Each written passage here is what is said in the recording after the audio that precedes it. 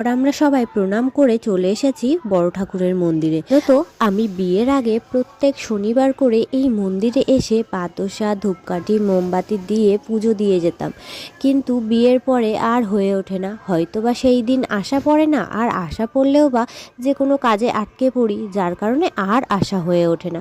আর আজকে যেহেতু রয়েছি, মানে আমি এসেছি শুক্রবার দিন দুপুরবেলা, তো আজ যেহেতু রয়েছি আর বৌদিও বলল আমিও যাব, তো তার জন্য ভাবলাম চলো আজ যেহেতু রয়েছে আর সুযোগটা যেহেতু রয়েছে, মানে বৌদি যাচ্ছে সেহেতু চলো যাওয়াই যাক।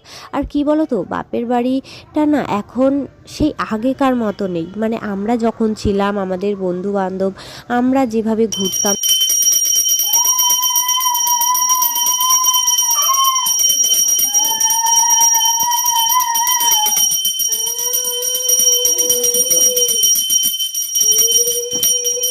আমাদের মতো আর কোনো কিছুই নেই।